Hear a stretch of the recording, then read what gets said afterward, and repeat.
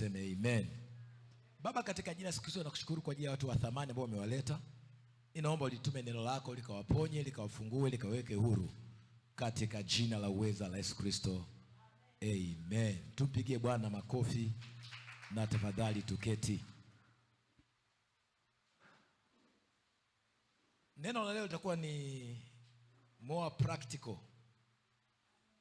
Neno la leo ni neno ambalo la kuchukua hatua. Yeyote yule ambaye atalisikia hili neno na kulielewa na kulifanyia kazi, kuanzia leo utaanza kuona mabadiliko katika maisha yako.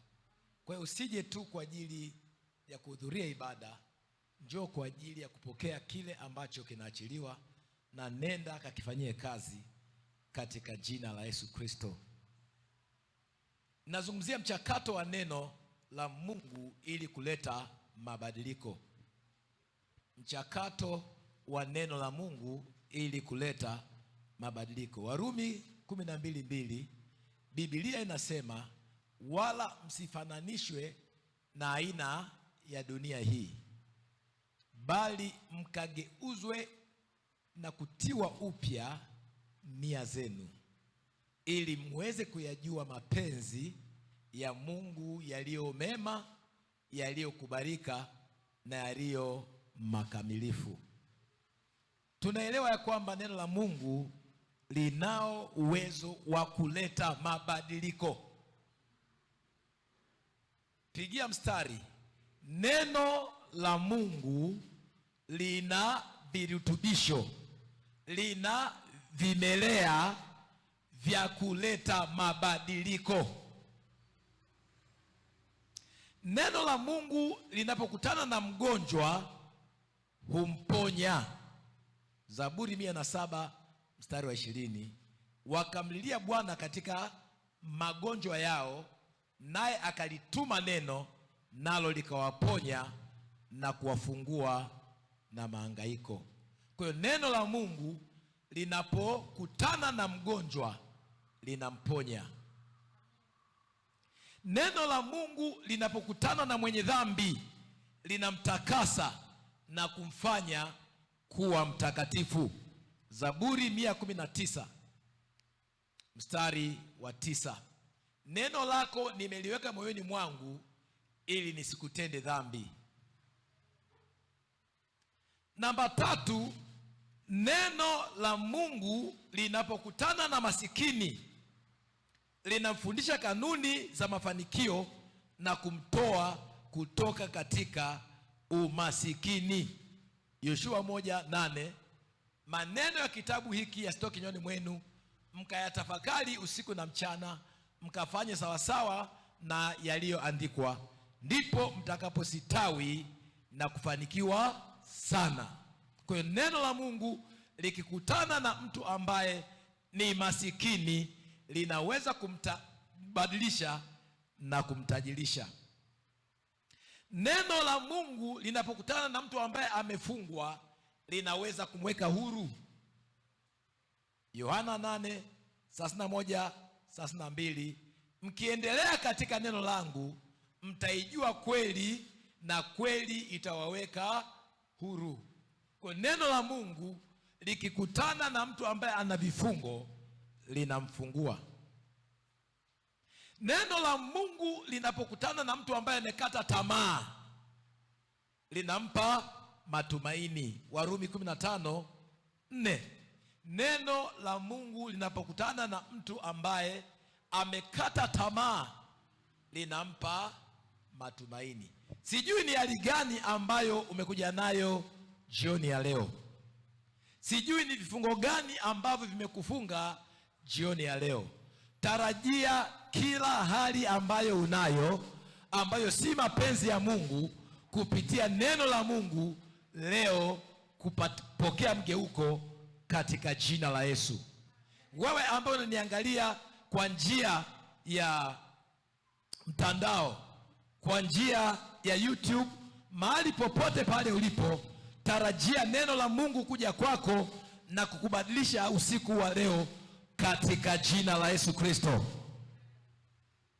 Haleluya. Nataka nikupe hatua 10 ambazo unatakiwa uzifuate ili neno liweze kukubadilisha. Hatua 10 ambazo inakupasa uzichukue ili neno liweze kukufaidisha. Hatua la kwanza, tambua eneo lako la uhitaji. Tambua eneo lako la uhitaji. Safari ya kubadilishwa na neno inaanza na kutambua eneo la uhitaji. Isaya 34:16. Isaya 34:16, tafuteni katika kitabu cha Bwana mkasome, hapana mmoja wa hawa watakaokosekana, wala hakuna atakayemkosa mwenzake. Maana kinywa changu kimeamuru, na roho yake ndiye aliyewakusanya. Hivyo hatua ya kwanza ya kuhudumiwa na neno au kubadilishwa na neno, tambua kwanza uhitaji uliokuwa nao. Tuna mfano wa mtu aliyekuwa kipofu, Bartolomayo, Marko 10:46 mpaka 52. Akaanza kumlilia Yesu Kristo, unirehemu. Yesu Kristo alimuona kwamba ni kipofu, lakini akamuuliza, unataka nikufanyie nini? Akasema, nataka kuona. Kwa hiyo hatua ya kwanza ya kuguswa na neno, kabla hujasoma neno, kabla hujasikia neno, kwanza uwe na uhitaji. Uwe na nini? Na uhitaji. Tambua uhitaji wako. Je, unahitaji uponyaji? Je, unahitaji kufunguliwa? Je, unahitaji mwenza wa maisha? Je, unahitaji kuondokana na umasikini?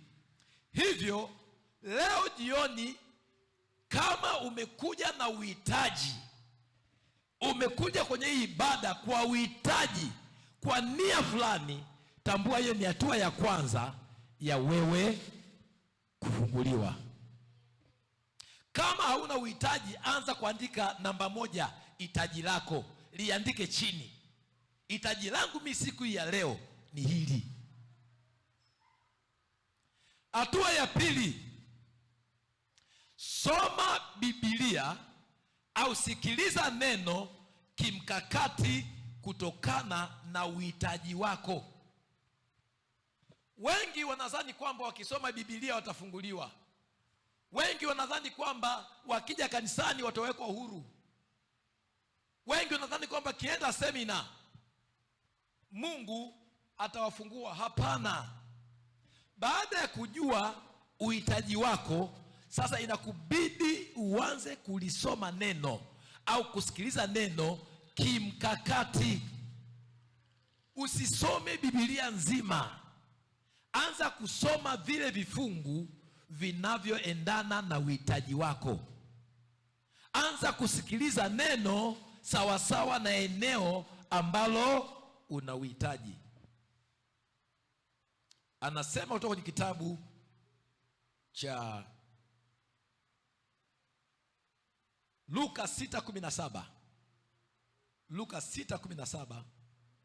Akashuka pamoja nao, akasimama mahali palipo tambalale, na mkutano wa wanafunzi wake na watu wengi sana kutoka Uyahudi yote na Yerusalemu na pande za pwani ya Tiro na Sidoni, waliokuja kumsikiliza na kuponywa magonjwa yao. Kwa hiyo hatua ya kwanza, walitambua wanahitaji uponyaji. Hatua ya pili, wakaamua kusikiliza maneno tu ambayo yatasababisha uponyaji. Haleluya. Neno la Mungu ni neno ambalo liko na mlengo. Methali 4:20 mpaka 22. Mwanangu, sikiliza maneno yangu, tega sikio lako uyasikie mausio yangu. Usiache yaondoke machoni pako, uyahifadhi ndani ya moyo wako, maana hayo ni uhai kwa hao wanaoyaona na afya kwa miili yao yote. Kwa hiyo unatega sikio kwa ajili ya lile eneo ambalo una uhitaji. Kama wewe unahitaji kuoa, unamtaka mwenza wa maisha, anza kusoma neno linalohusiana na mahusiano na ndoa. Anza kusikiliza mafundisho ya neno la Mungu la eneo la mahusiano la ndoa.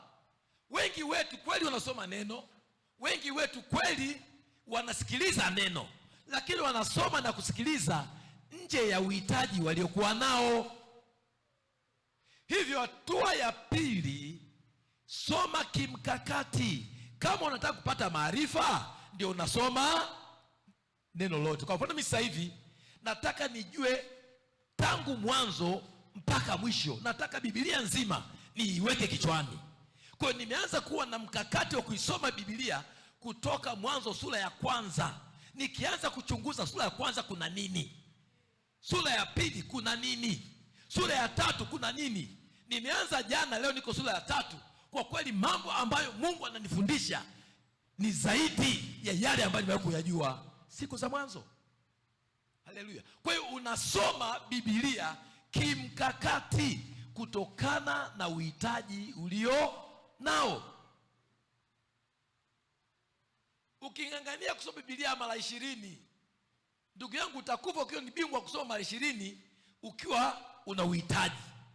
Wewe sio mwandishi wa Biblia, hujatumwa kuandika Biblia. Haleluya. Kuna vitabu kwenye Biblia wala havikuhusu. Kwa hiyo soma Biblia kimkakati kutokana na uhitaji uliokuwa nao. Sikiliza mafundisho kimkakati kutokana na uhitaji uliokuwa nao. Namba 3, muombe Mungu akupe neno sahihi kwa ajili ya hali ulionayo unaposoma au kusikiliza. Kabla hujasikiliza neno, kabla hujasoma neno, omba: Baba, ninaposoma neno kuhusiana na mahusiano, nipe neno ambalo linanihusu. Hata katika hilo eneo ambalo unaliendea kuna vitu vingi havikuhusu. Unaweza ukasoma neno la mahusiano, lakini si ufahamu wote wa mahusiano unakuhusu wewe. Uhusiano una funguo pana, ziko nyingi, lakini wewe unahitaji ufunguo mmoja tu wa kufungua. Yule akida akasema, tuma neno moja tu, sio maneno. Wengi wenu mmejaa maneno, wengi wenu mmejaa neno, lakini hamna ufunguo wa kile ambacho unakihitaji ili kukufungua. Hakuna nyumba inayofunguliwa na funguo nyingi. Unapokuwa na mafunguo mengi, bado unahitaji kumuuliza aliyekupa mafunguo, katika mafunguo haya yote funguo sahihi ni ipi? Unaelewa? Lakini muulize Mungu funguo sahihi, muulize Mungu neno sahihi. Yakobo 1:5, lakini mtu wa kwenu akipungukiwa na hekima, na aombe dua kwa Mungu awapaye wote kwa ukarimu, wala akemei, naye atapewa. Mathayo 8:8-10.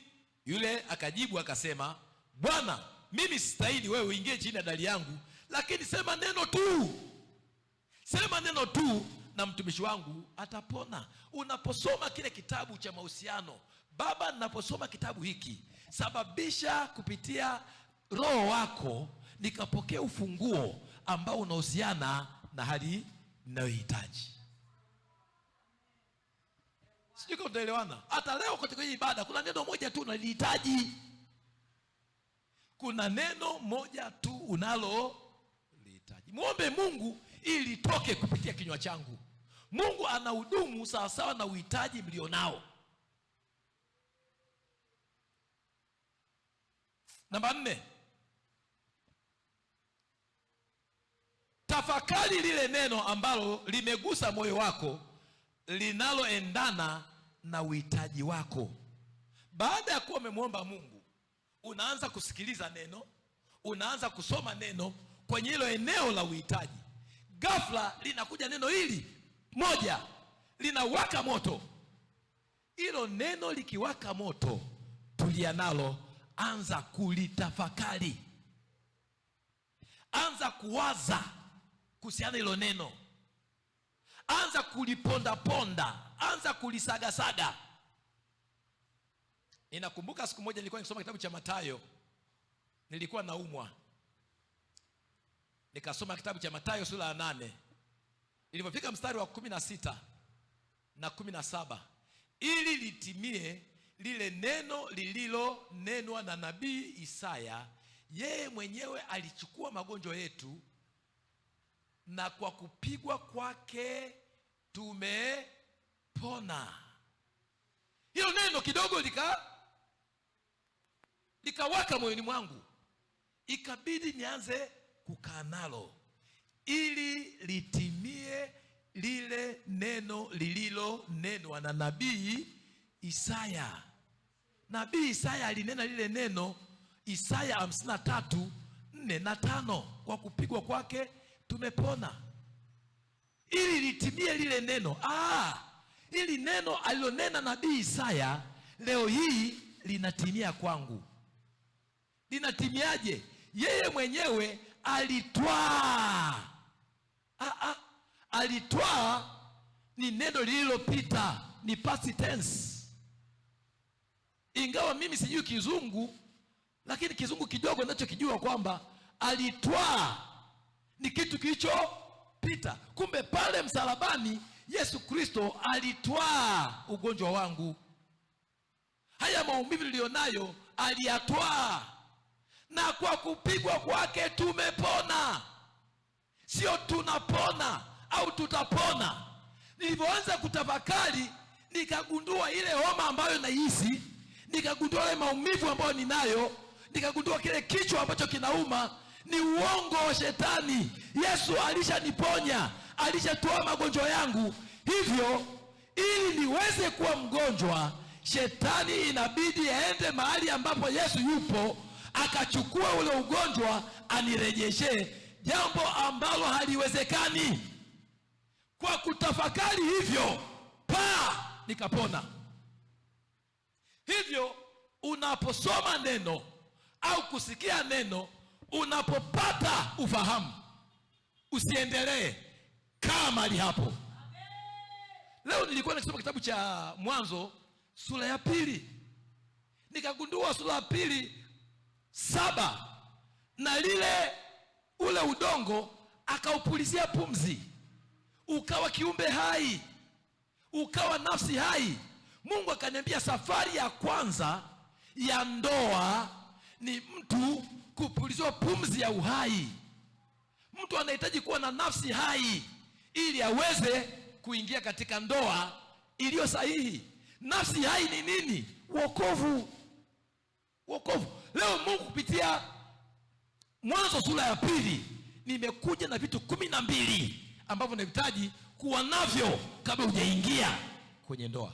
Vitu 12 kwa njia ya kutafakari. Nimeamua kuifahamu Biblia kinaga ubaga, kwa hiyo inafunguka. Nilipokuja kwenye sura ya 2 tena, ikafunguka aina ya miti 4 iliyokuwepo kwenye bustani ya Eden. Miti 4. Na kwa nini ilikuwepo? Na ina athari gani kwa mwanadamu? Haleluya. Kwa hiyo tafakari neno. Tafakari neno kwa muda wa saa zima. Tafakari neno kwa muda wa siku nzima. Nini maana ya kutafakari? Kutafakari ni unalichukua lile neno, unalifanya kuwa ni binafsi. Unaondoa na Yesu akazungumza na Petro, unaondoa Petro na Yesu akazungumza na Hoboka. Unaondoa na Yesu Petro akasema kwa neno lako, unasema na wewe mwenye binafsi, na mimi ninasema kuhusiana na hili swala kwa neno lako. Hiyo ndio maana ya kutafakari. Kutafakari ni sawasawa na chakula ambacho umekila, unakisaga kupitia nini? Tumbo. Unalimeng'enya lile neno ili uweze kulipeleka kwenye roho. Wengi wetu tuna head knowledge, tuna ufahamu tu wa kichwani. Neno halijameng'enywa kupelekwa kwenye roho. Ni mpaka neno limemeng'enywa na kwenda kwenye roho yako aliwezi kufanyika imani. Sijui kama tunaelewana. Wakristo tunaelewana? Kupitia kutafakari, Yoshua aliangusha ukuta wa Yeriko. Aliambiwa na Mungu, Yoshua 1:8, maneno ya kitabu hiki yasitoke kinywani mwako, ukayatafakari usiku na mchana, ndipo utasitawi kwenye hii safari. Kwa njia ya kutafakari, Yoshua 6:2-20, ukuta wa Yeriko bwa. Wewe unafikiri mtu anaambiwa aimbe sifa, apige kelele, kuna ukuta, kuna wanajeshi, unafikiri kwa ufahamu tu wa kawaida utafanya hivyo?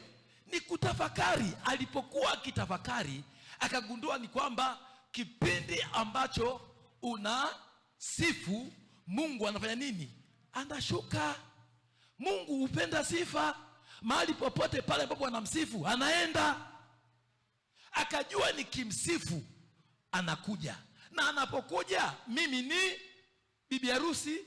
Hakuna bwana harusi ambaye akikuta bwana harusi, bibi harusi ana tatizo hata mpigania.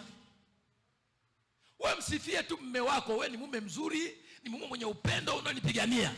Tayari umeshampambanisha na watu ambao ni wakwe wanaokusumbua. Msifie tu mume wako, atawashughulikia ndugu zake sawa sawa. Shida yako wewe ni kwamba unapambana na ndugu wa mume wako, ndio maana ngome imekuwa nzito. Mwambie katika wanaume ambao nimewapata, kwa kweli wewe ni mwanaume, wewe ni mtetezi wa mke. Wewe unatambua kwamba mimi na wewe ni mwili mmoja. What? Unatambua mimi na wewe ni mwili mmoja? Anakuja mama mke pale na maneno, anaweka full stop. Usiguse, hizi ni mali zangu. Kupitia sifa uliambiwa tulieni, nyamazeni. Hivi vita si vya kwenu, hivi vita ni vya nani? Vya kwangu mimi. Ninakupa ufunguo leo wa namna kupambana vita katika ndoa katika jina la Yesu. Namba 5. Baada ya kutafakari, namba 5, anza kuchora picha ya jinsi unavyotaka kuwa sawasawa na neno linavyosema. Hatua ya kwanza, umekuja na uhitaji. Hatua ya pili, unafanya nini? Umetaka kitu gani pale? Unasoma Biblia kimkakati sawasawa na uhitaji wako. Hatua ya 3, muombe Mungu akupe neno sahihi au funguo sahihi kupitia usomaji au unaposikiliza neno. Hatua ya 4, tafakari lile neno ambalo Mungu amekupa. Hatua ya 5, anza kuchora picha jinsi unavyotaka kuwa sawasawa na neno linavyosema. Neno la Mungu ni kioo. Wakorintho wa 2:3-18. Baada ya Abraham kuambia toka katika nyumba ya baba yako, nataka nikutajirishe, nataka nikufanye kuwa ni baba wa mataifa. Mwanzo 13:14-15.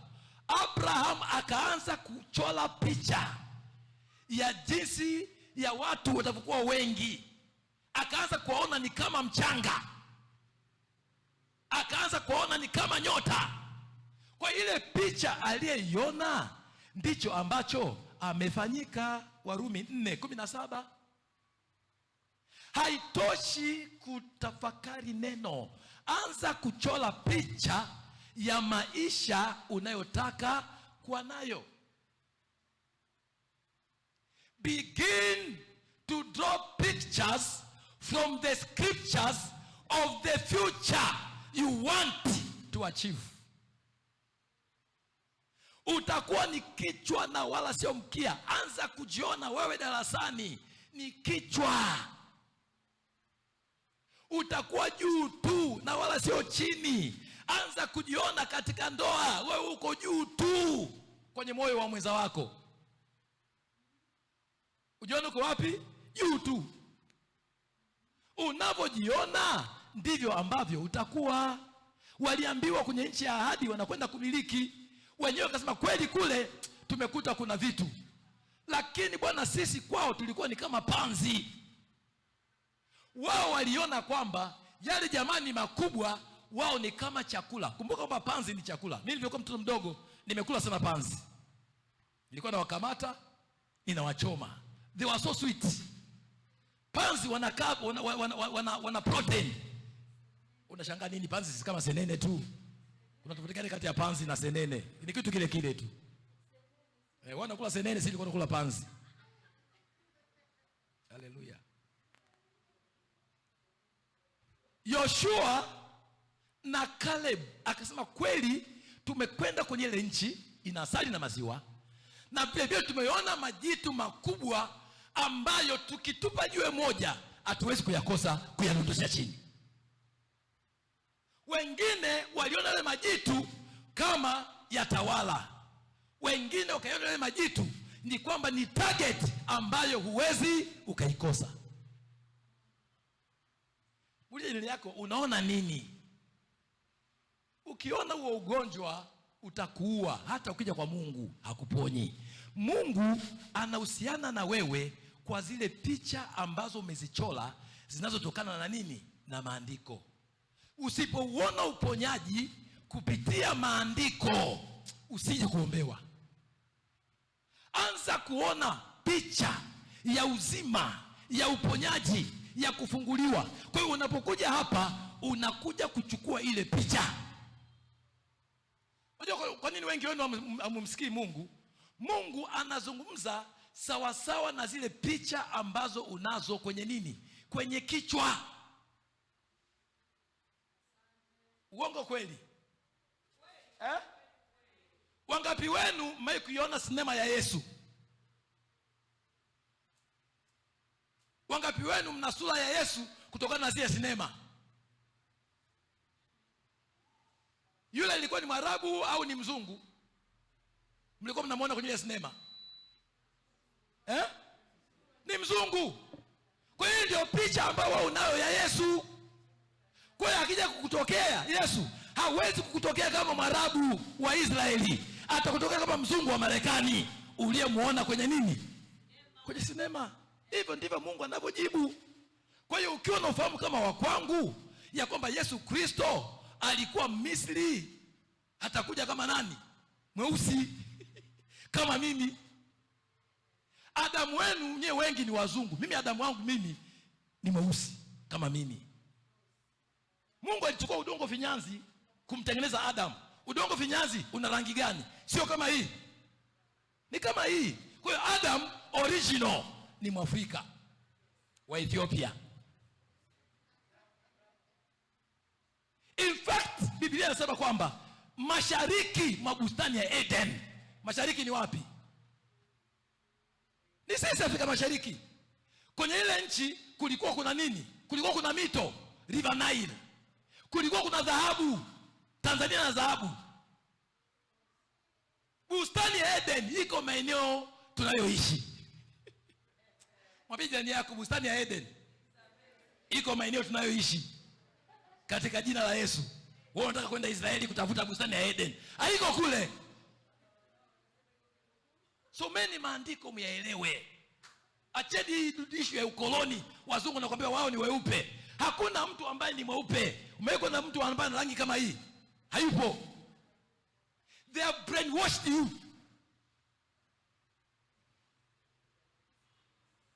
Namba 6. Baada ya kuwa umechora picha, kisha anza kusema sawa sawa na ile picha ya neno ulioiona kwa njia ya kutafakari. Marko 11:23.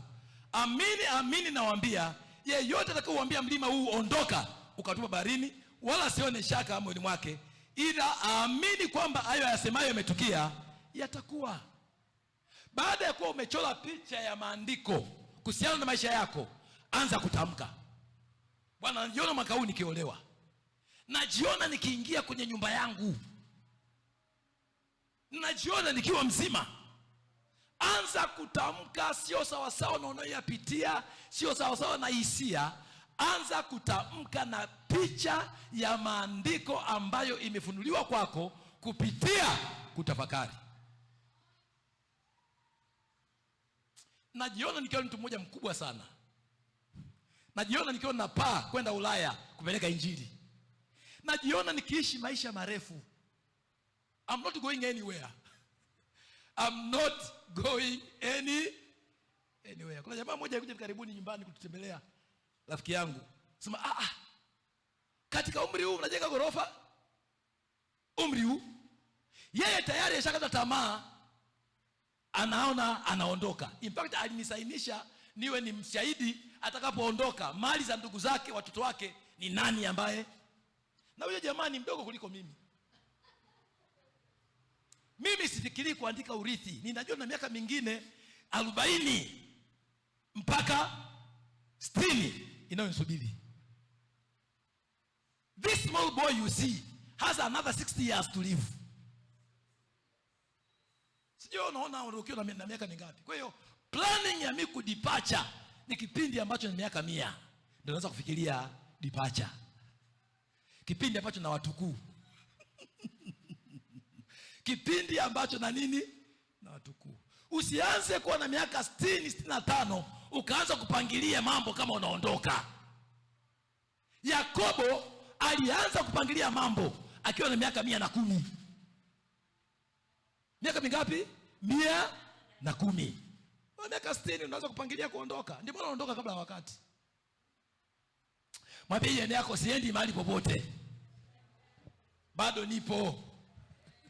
Taarifa zozote tunazosikia kwenye redio na kwenye TV hazinihusu. Zinawahusu wapagani. Mwambie jirani yako basi.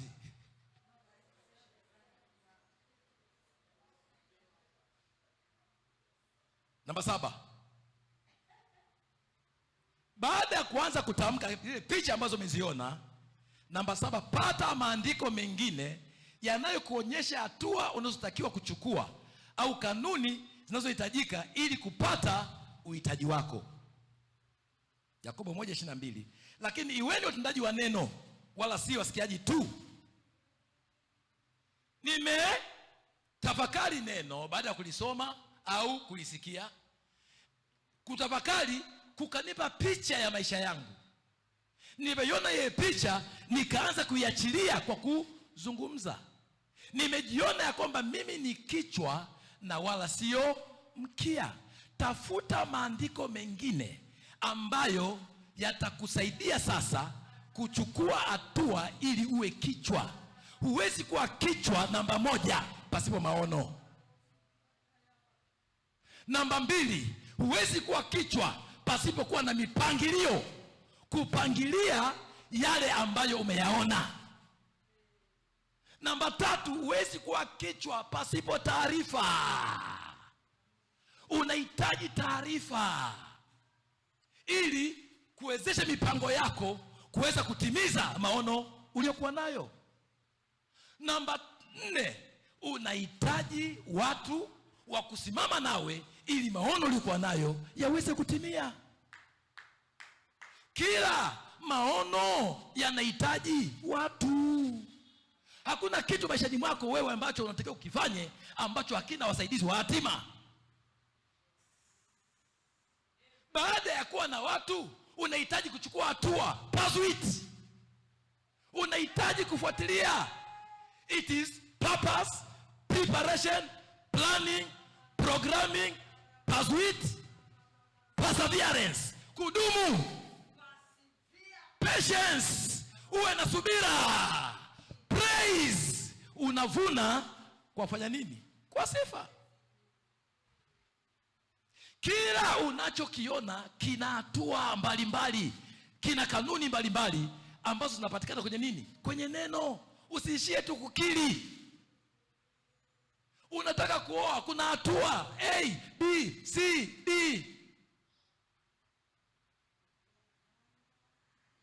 Unataka uponyaji, kuna hatua A, B, C, D. Haleluya.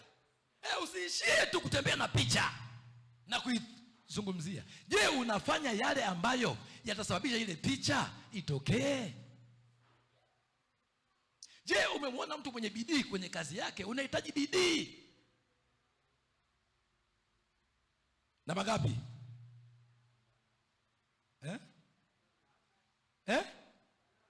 Kwa namba 8, ukishapata maandiko mengine yanayokuwezesha kuelekea kwenye picha uliyoiona, namba 8, anza kuchukua hatua zinazohitajika sawa sawa na neno linavyohitaji.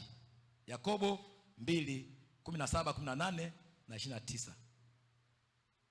Chukua hatua. Chukua hatua.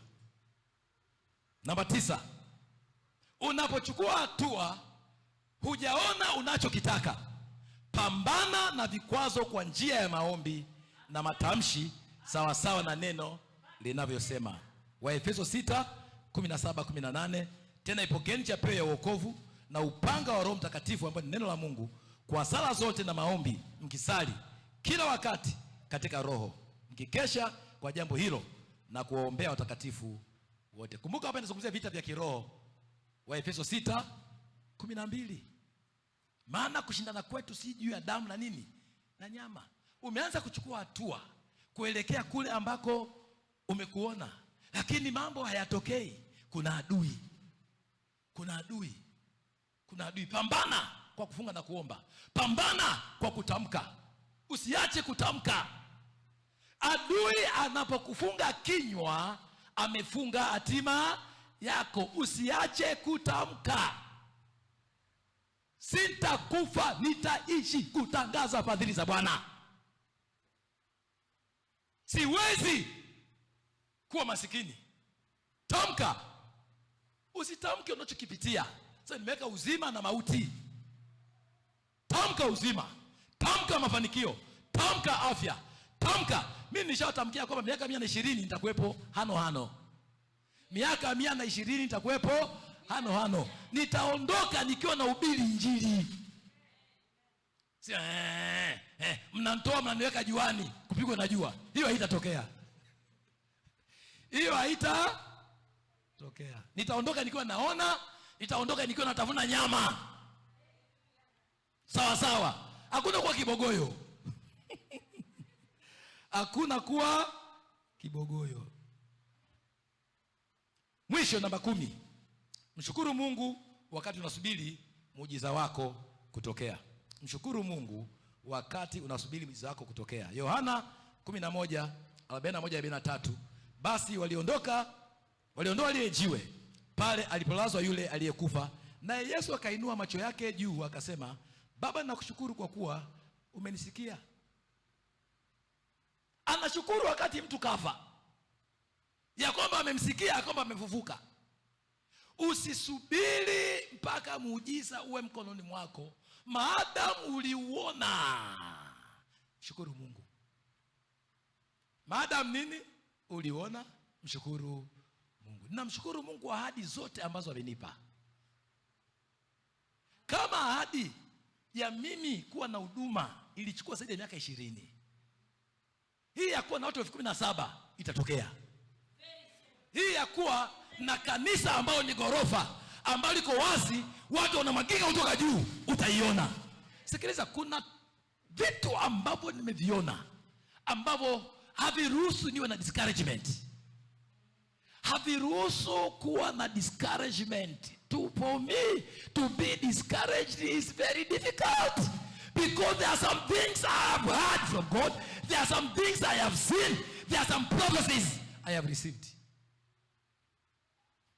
Wewe unaweza kuwa na discouragement, lakini mimi I rejoice at every particular step of my life and ministry. Hallelujah. Wangapi wanaona wakiponywa siku ya leo katika jina la Yesu? Wangapi wanaona wakifunguliwa siku ya leo katika jina la Yesu Kristo? Wangapi wanaona ahadi za Mungu zikiwa zimetimia katika jina la Yesu Kristo. Mwambie Baba, katika jina la Yesu Kristo, nimeona uponyaji wangu siku ya leo na uchukua. Nimeona ile gari, nimeona ile nyumba, nimeona ile ndoa. Baba, nimeona, ninakataa umasikini, ninakataa madeni, ninakataa vifungo. Nimeona uzima wangu, nimeuona. Nimekuja siku ya leo kuchukua baraka zangu, nimekuja kuchukua kufungiwa kwangu, nimekuja kuchukua ahadi za Bwana kuhusiana na maisha yangu. Baba, katika jina la uweza la Yesu Kristo, hii ni siku yangu ya uponyaji, ni siku yangu ya kufunguliwa katika jina la Yesu Kristo. Tumeomba. Unachokiona ndicho ambacho unakipokea. Sikiliza, unapokwenda dukani kununua, unakwenda na nini dukani? Namba moja, unakwenda ukiwa na picha ya kile ambacho unataka kukinunua. Lile gari hulionei wapi? Showroom. Lile gari tayari unalo kichwani. Alafu mkononi una nini? Una imani. Mkononi una imani. Chochote ambacho unakitaka leo, Mungu ameniambia ya kwamba anakiachilia. Chochote ambacho unakitaka leo, Mungu ameniambia nikwambie kwamba kinafanya nini? Kinapatikana mahali hapa. Hii ni showroom. Hii ni showroom. Aina yoyote ile usafiri unayotaka, aina yoyote miujiza unayotaka, Mungu anao. Anasema kawaambieni waje, maana kila kitu kiko tayari. Uponyaji wako uko tayari. Mume wako yuko tayari. Kufunguliwa kwako kupo tayari. Anza kupokea muujiza wako sasa katika jina la Yesu. Pokea muujiza wako. Baba, napokea muujiza wangu sasa. Napokea muujiza wangu kwa jina la Yesu. Makozeke tikaria zaka tora mande. Raba baba baba baba baba baba. Napokea ndoa yangu, napokea afya yangu, napokea ile nyumba, zile fedha ambazo nimeziona nazipokea kwa jina la Yesu Kristo. Yule mtoto ambaye nimemuona ninampokea kwa jina la Yesu Kristo. Kufunguliwa kwangu, afya yangu napokea kwa jina la Yesu Kristo. Napokea kwa damu ya Yesu Kristo. In the name of Jesus, napokea muujiza wangu, napokea muujiza wangu, napokea afya yangu, napokea kwa jina la Yesu Kristo. Baba, tunakushukuru, tunakutukuza katika jina la Yesu Kristo. Yeyote yule ambaye anaumwa, anamwamini Mungu juu ya uponyaji kwa mali hapa, chukua hatua ya imani. Dakika moja njoo mbele, tutakuombea na Mungu atakufungua.